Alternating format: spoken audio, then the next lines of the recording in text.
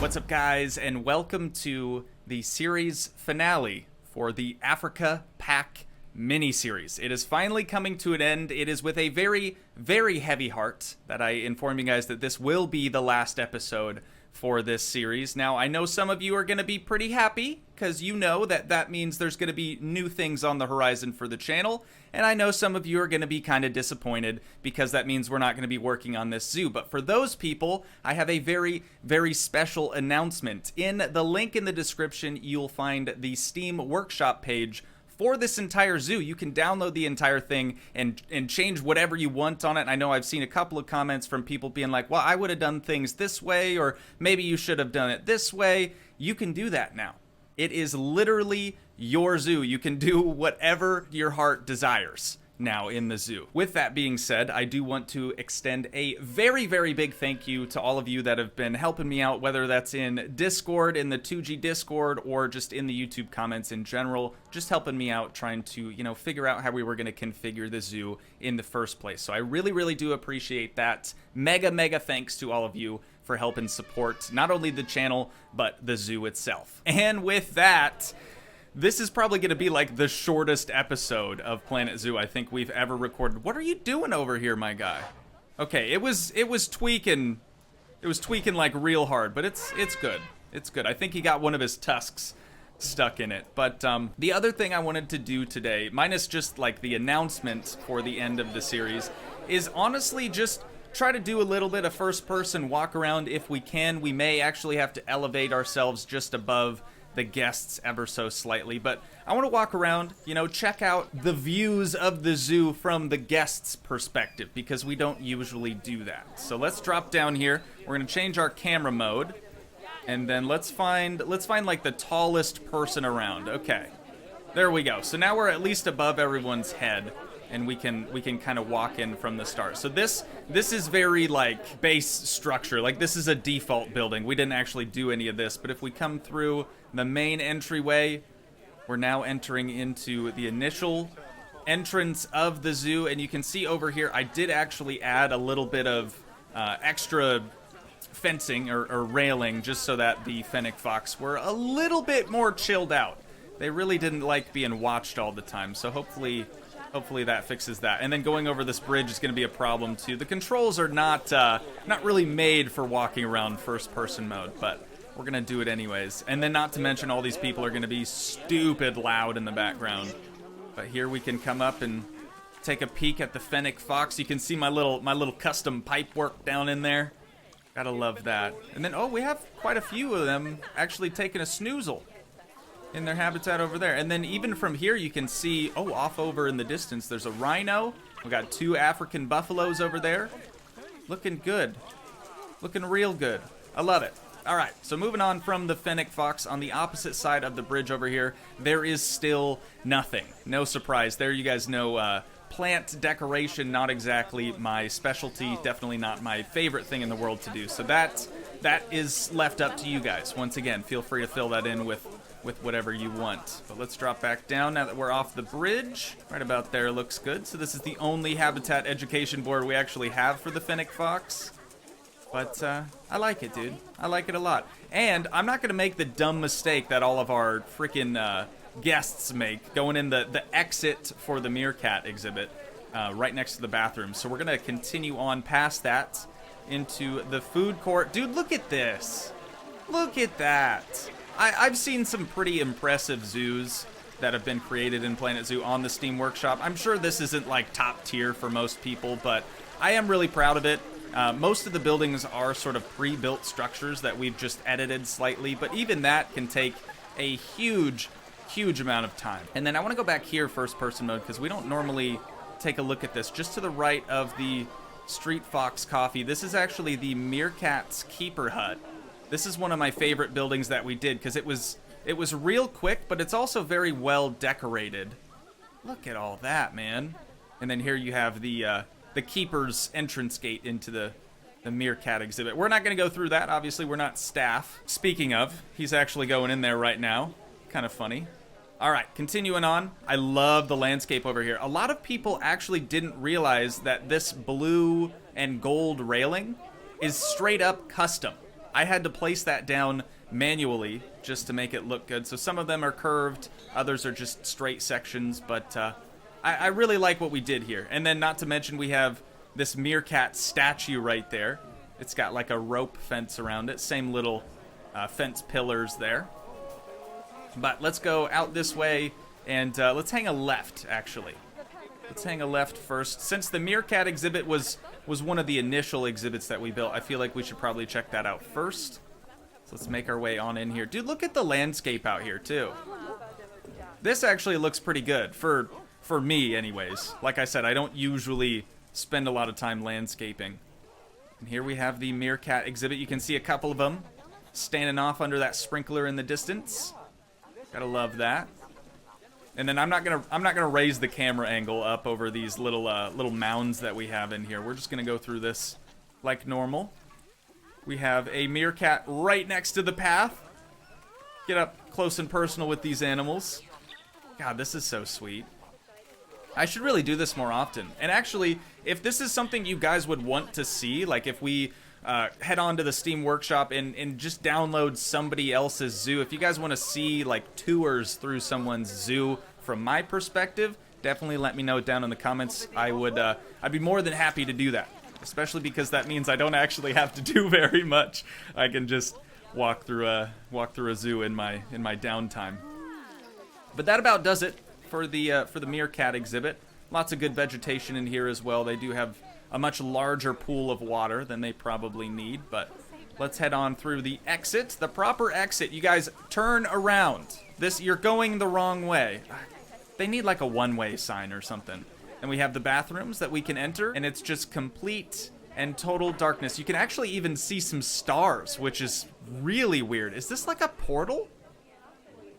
Interesting. I've never noticed that before, but moving on over to the right of the, or I guess the left of the Fennec Fox exhibit, to the right of us, that is actually just a staff path. So we're going to keep going, and then let's hang a right, or should we keep going?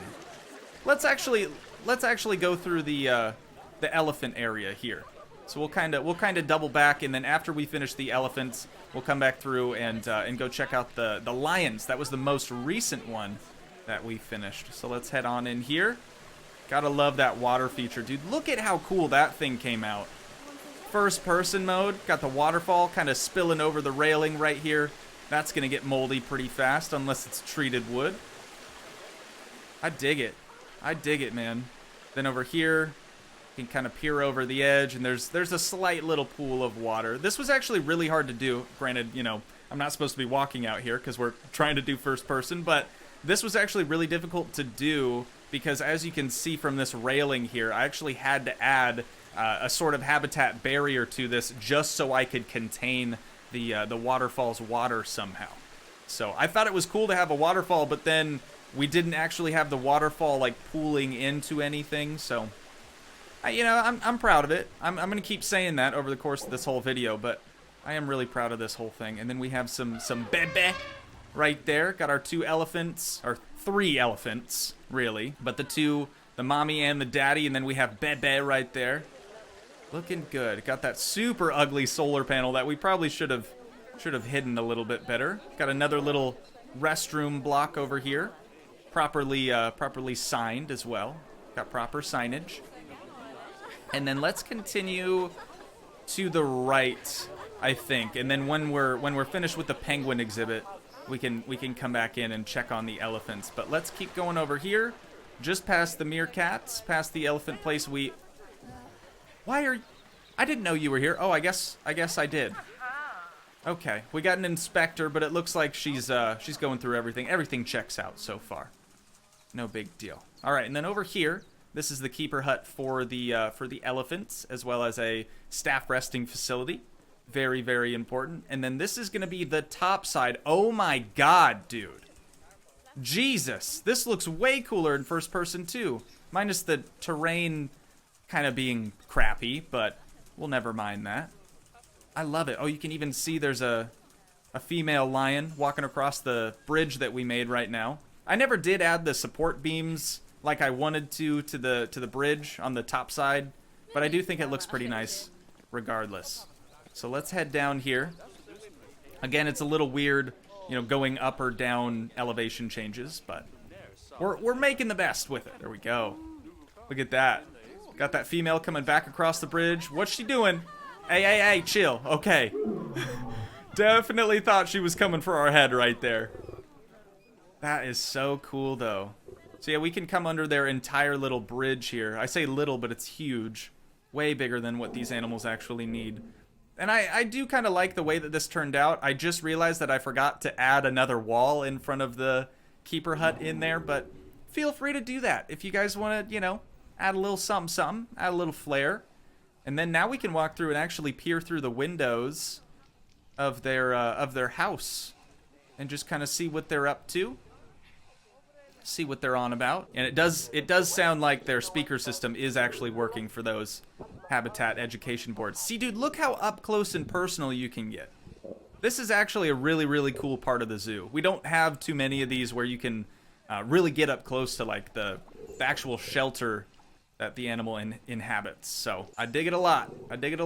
All right, that's probably it for the lions.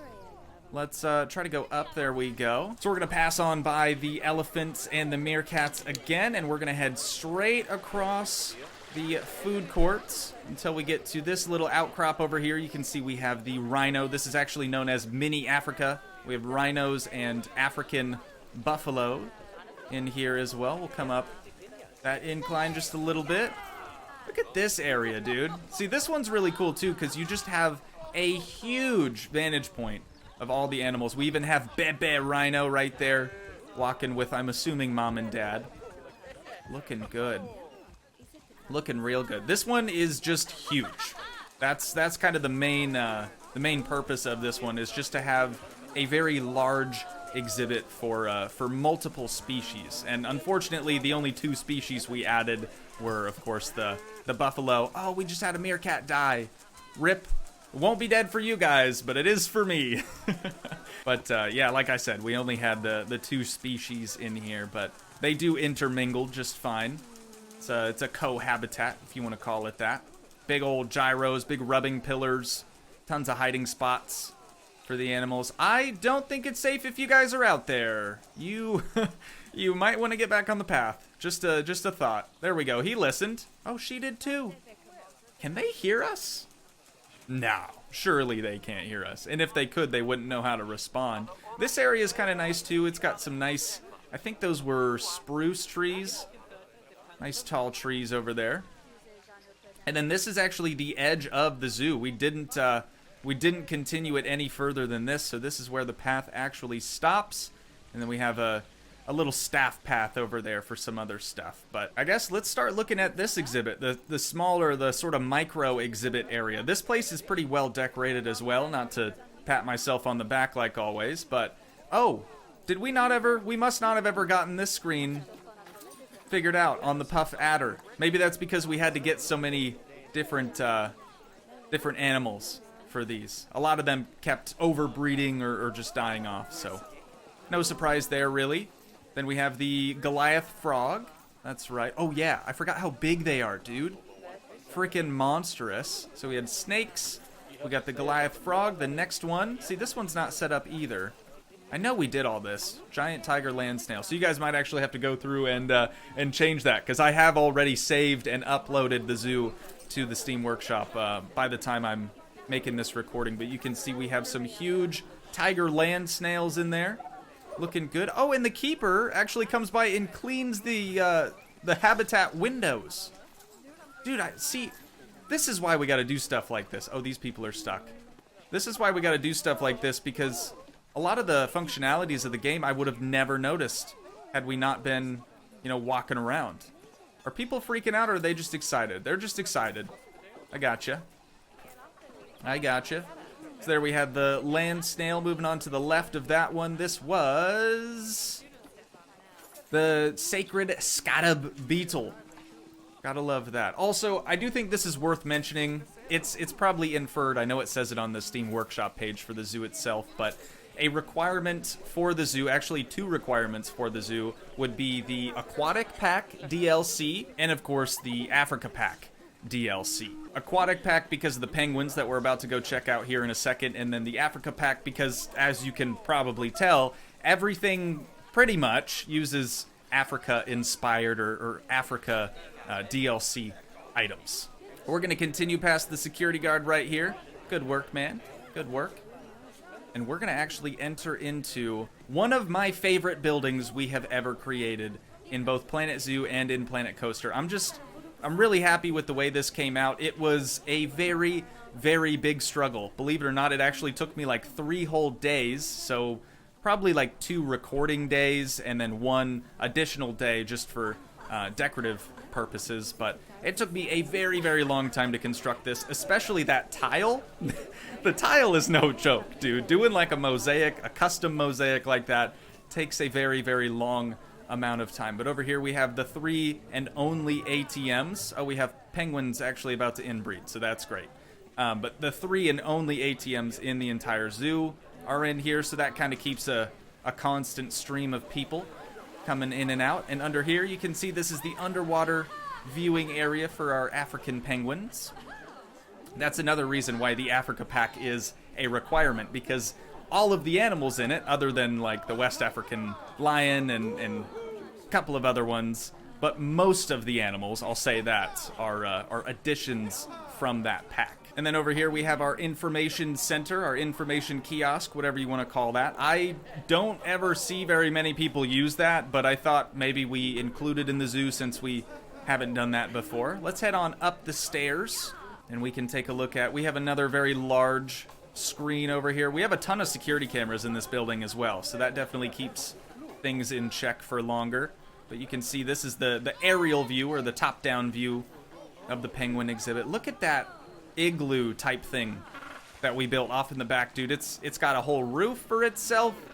That's a good looking piece right there. Very, very good looking piece. All right, continuing on here, we have just another slightly different view of the penguin exhibit. Let's continue on down the back stairs here. This is actually, technically this is the exit, but it doesn't need to be.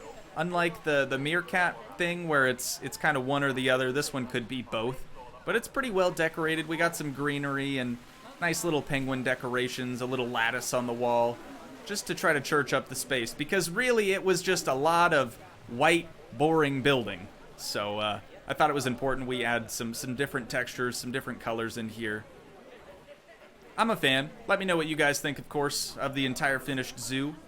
If you're just now watching this and you haven't seen any of the previous episodes that we've recorded, I highly recommend you go back and check those out.